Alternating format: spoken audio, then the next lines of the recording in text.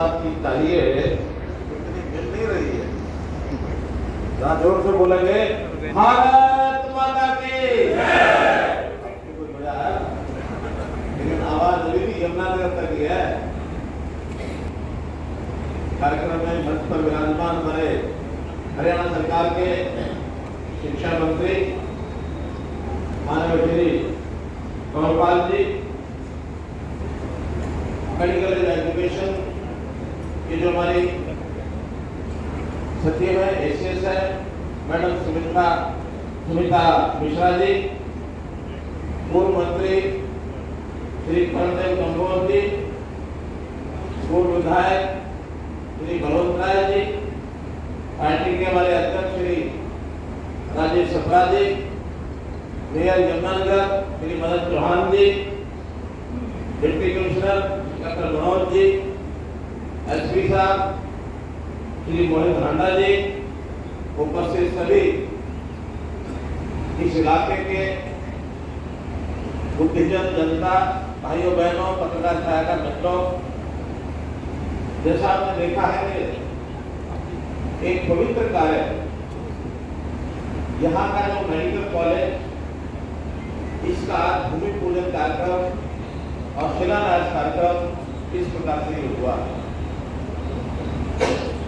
मुझे याद है कि 2020 में इसकी हमने घोषणा की थी और बाद में 2022 में इसका नाम भी रख करके इसको पूर्ण रूप देने के लिए आगे बढ़े। आज उसी कड़ी में इस मेडिकल कॉलेज, 500 बेड का अस्पताल, नर्सिंग कॉलेज, फिजियोथेरेपी सेंटर, इन सब चीजों का निर्माण के नाते एक कदम और आगे हमने बढ़ाया है। इस अवसर पर मैं आप सब उपस्थित जनों को बहुत बहुत बधाई, बहुत बहुत शुभकामनाएं देता हूं। भाई बहनों, किसी भी मनुष्य की जो आवश्यकताएं होती है, अगर मोटे रूप में उसको देखते हैं तो शिक्षा है, स्वास्थ्य है, सुरक्षा है, स्वावलंबन है, स्वाभिमान है। ऐसे 5 एस में हमेशा कहा करता हूं कि 5 एस की चिंता अगर हो जाए तो व्यक्ति सुखी भी होता है, व्यक्ति चिंता मुक्त होता है, व्यक्ति अपने जीवन को आगे बढ़ाने में निर्बाध रूप से आगे बढ़ सकता है। अब इसमें एक है स्वास्थ्य। स्वास्थ्य के नाते हरियाणा में बहुत से हमने काम किए हैं, जैसे हमारे शिक्षा मंत्री ने आपको बताया है, कोई कसर छोड़ नहीं रहे। फिर भी ये विषय ऐसा है, सामाजिक इतनी बड़ी आवश्यकता है कि इसको जितना आगे बढ़ाया जाए उतना ही कम लगता है। जब हम स्वास्थ्य की बात करते हैं तो इसमें हम 2 हिस्से इसके कर सकते हैं। एक है स्वस्थ रहना और एक है स्वस्थ बनना। अक्षर छोटा सा अंतर है, लेकिन व्यवस्था में बहुत बड़े परिवर्तन है। स्वस्थ रहने का मतलब यह है कि आपकी कभी बीमारी ही ना हो तो वो तो है स्वस्थ रहना। लेकिन बीमार हो जाए फिर उसकी आवश्यकता हो जाती है कि मुझे स्वस्थ बनना है। बीमारी को दूर करने के लिए वो इलाज की तरफ आगे बढ़ता है ताकि जल्दी से जल्दी स्वस्थ बन जाए। मेरा ये कहना है कि अगर हम अपने सिस्टम में स्वस्थ रहने का संकल्प कर लें तो ये इस प्रकार की आवश्यकता ही क्यों पड़े कि हम बीमार हो, इलाज के लिए जाए, हम अस्पताल में चक्कर काटे, हमें डॉक्टर मिले, हमारा पैसा खर्च हो।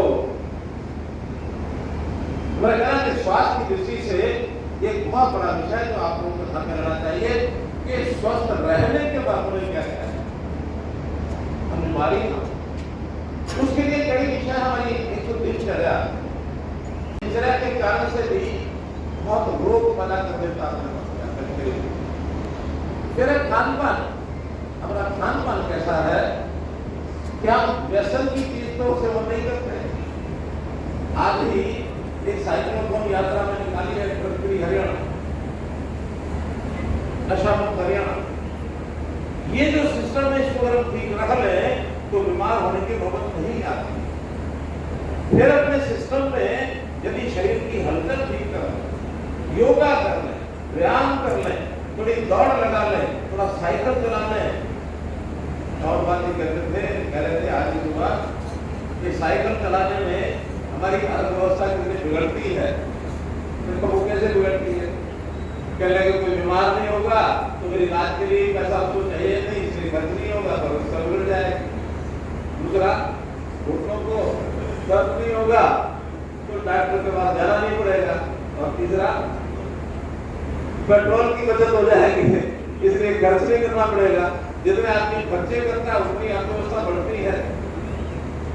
अब ये क्या लेन तो हो सकता है, लेकिन हमको ऐसी अर्थव्यवस्थाओं को बढ़ाने की बजाय अगर अपनी स्वस्थ रहने के लिए ये सारे काम करता है, इलाज से दूर हो जाता है, तो उसकी जेब का जो पैसे का खर्च है वो कहीं ना कहीं और होगा तो सही, अपने पास रख के क्या करेगा? हम किसी को ये नहीं चाह सके पैसा लेकर अपने पास ही रखना, खर्च तो करना ही है। तो इसलिए अर्थव्यवस्था नहीं बिगड़ती है। और भाई अगर इलाज के लिए भी हमको जरूरत नहीं पड़ेगी, कल को डॉक्टर या फिर और जो वहां पर काम करने वाले लोग, उनके पास काम बहुत है। डॉक्टर नहीं बनेगा तो आज जरूरत जो है सॉफ्टवेयर इंजीनियर्स की है, हम वो बना लेंगे।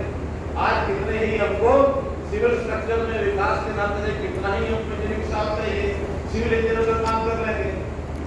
तो समय समय पर आवश्यकता के हिसाब से बदलता रहता है। आज अपनी बीमारी बढ़ गई है, इलाज के लिए ज्यादा डॉक्टर चाहिए, इसलिए अस्पताल और इसलिए सब कुछ करना पड़ रहा है। हमने भी किया, इलाज के नाते से कमी नहीं रहने देंगे। अगर बीमार रहना होना कि नहीं होना, रहना कि नहीं रहना है, ये हमारे सबके हाथ में हो सकता है। फिर भी अगर कोई बीमार होगा उसका इलाज हमको कराना ही, उसको स्वस्थ बनाने के लिए अपने बढ़ना है।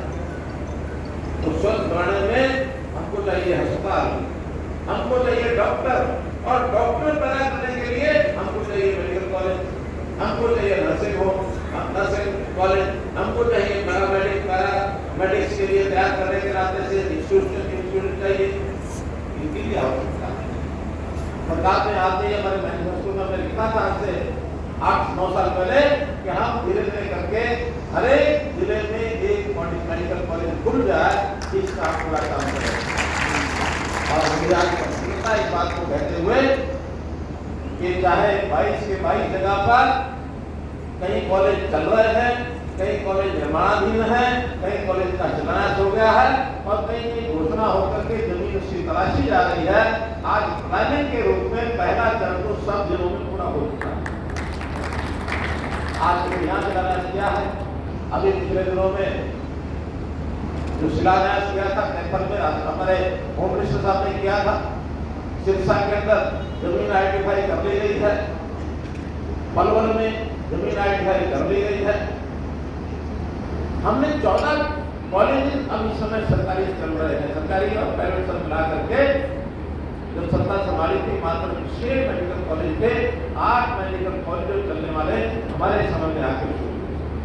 बाकी बचे हुए आज भी आने वाले समय में उसका निर्माण कार्य हो जाएगा, और 7 दिनों में जो मेडिकल कॉलेज हो जाएंगे तो हमारा जो टारगेट 2014 के अंदर मेडिकल कॉलेज की सीटें एमबीबीएस की 700 सीटें थी सर, और आज जो वर्तमान मेडिकल कॉलेज वो जो नए बन गए वो सब में मिलाकर के इस साल का जो एडमिशन है 2185 एमबीबीएस का होगा,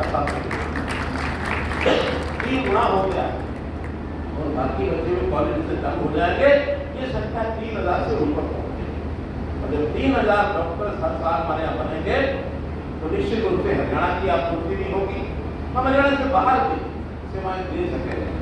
जैसा विदेश जाकर के भी बहुत से डॉक्टर या प्राइवेट सर्विस में डॉक्टर या दूसरी स्टेट्स में डॉक्टर, उनकी आवश्यकता भी हमें खुशी होगी कि हम हरियाणा में उसकी ट्रेनिंग करा करके पढ़ाई करके हम भेज सकेंगे। एक बहुत बड़ा उद्यम हमने ये अपने कार्यकाल काम में दिया। ऐसे ही पीजी की सीटें भी वो आगे बढ़ रही है।